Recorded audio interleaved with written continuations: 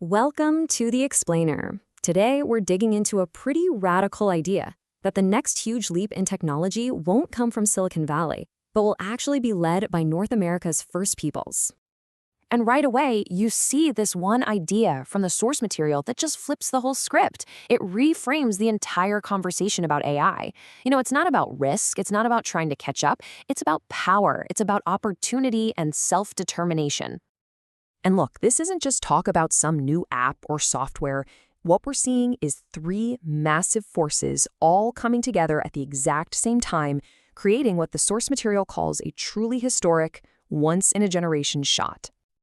All right, so let's break that down. A superpower in our hands. Think of it like a perfect storm, but in a good way. You've got demographics, tech, and politics all lining up perfectly right now. So here they are. You've got the people, that's demographic power. You've got the tools, this massive AI moment we're all living through. And you've got the political opening, that's the policy momentum. The idea is that these three things together are opening up this window. It might be a narrow window, but it's a real one, for Indigenous peoples to jump from the sidelines right into the driver's seat of this whole AI revolution. Okay, let's start with the people power. Take a look at this chart. The Indigenous population in North America is growing at 9.4%. That's almost double the non-Indigenous rate. And the source material has this great name for it. They call it demographic assertion. It's not just a statistic, it's the human foundation for what's projected to become a $100 billion Indigenous economy. Wow. But, okay, to actually grab this opportunity, you first have to break free from the old way of thinking about tech. An old story that's been, well, pretty damaging. Let's take a look. So you have to ask, what's the real problem we're trying to solve here? For years, the answer we've all heard is the digital divide, right? This idea that some communities are just behind and they need to catch up. Well, the sources we're looking at today argue that that line of thinking completely misses the mark. In fact, they say it's dangerous. And this slide just lays it out so clearly. The standard narrative is a trap. It's this idea that Indigenous peoples just need to adopt the AI that already exists. But the real problem? That AI was built without them. It has colonial values baked right into its code. It assumes that current tech is neutral, but it's not. It forces people to use systems that weren't built by them, for them, and often clash with their own worldviews. And the consequences of that old story, they're real, and they're awful. We're talking about things like algorithmic bias showing up in healthcare and in the justice system. We're talking about data being taken without any consent or compensation. It's basically a new form of digital colonialism, where knowledge and data are treated just like a raw material to be mined. And all the power ends up with the tech giants, not in the communities. Okay, so that brings us to the big pivot. This is the turning point, right? This is where the story stops being about playing defense and starts being about playing offense. It's a shift from just passively adopting technology to actively creating it. And this is so important.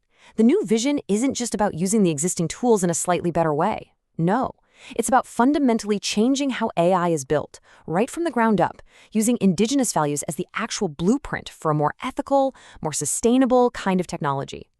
So where do you start? You start with data sovereignty, and that's grounded in these principles you see here. OCAP. That stands for Ownership, Control, Access, and Possession. This is presented as the absolute non-negotiable first step.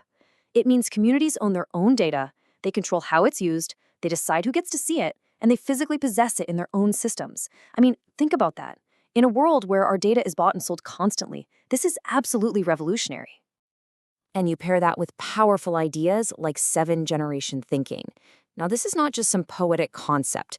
It's a super rigorous framework for thinking about long-term systems. It's the exact opposite of the Silicon Valley motto of move fast and break things. In fact, it's a direct challenge to it, arguing that's the kind of short-term thinking that modern AI desperately needs to get away from. All right, so this all sounds great, right? But the thing is, it's not just a theory. The white papers actually lay out a really concrete, actionable plan with some seriously ambitious goals and milestones. The plan goes right after these high-impact areas where Indigenous-led AI can solve very specific, very critical problems. We're talking about everything from using AI to help save over 200 languages that are at risk to building platforms that could unlock billions, literally billions of dollars in unclaimed legal benefits for people. These are real-world solutions. So what's the engine that's going to drive all this? A proposed national network of more than 150 Indigenous AI hubs. And listen, these aren't just going to be classrooms. The idea is for them to be local hubs for entrepreneurs, for innovation, basically entire ecosystems designed to build and scale up a whole new generation of Indigenous-led AI companies. And you can see the timeline here. It is aggressive. We're going from laying the foundation to having a massive proof of concept in just 5 years. By 2030, the goal is a whole new sector of the economy humming along with thousands of trained professionals. Which brings us to this number. Over $5 billion. That's the projected annual economic activity. So you can see this isn't just about technology. This is about creating wealth, it's about economic sovereignty, and it's about what the source material calls real, tangible economic reconciliation. So you might be thinking, okay, this is great for Indigenous communities, but why should everyone else care? Well, the argument is that this isn't just about fixing problems from the past. It's about building a fundamentally better, more competitive, and frankly more trustworthy future for technology for all of us. And this table really breaks down how these Indigenous worldviews become actual, hard-nosed competitive advantages in the market. Holistic thinking, that's not just a nice idea. It builds better AI that doesn't have costly unintended consequences.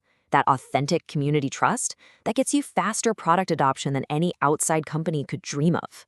And having sovereign data under OCAP control, in a data-driven world, that is a unique, powerful, proprietary asset. You know, this quote really says it all. The future is not happening to us. The future is being written by us.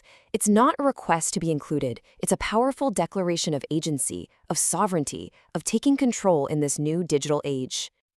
And that, right there, is the big takeaway. The question gets completely flipped on its head. It's no longer, will Indigenous peoples adopt AI? The real question is, can the rest of us actually compete without Indigenous leadership?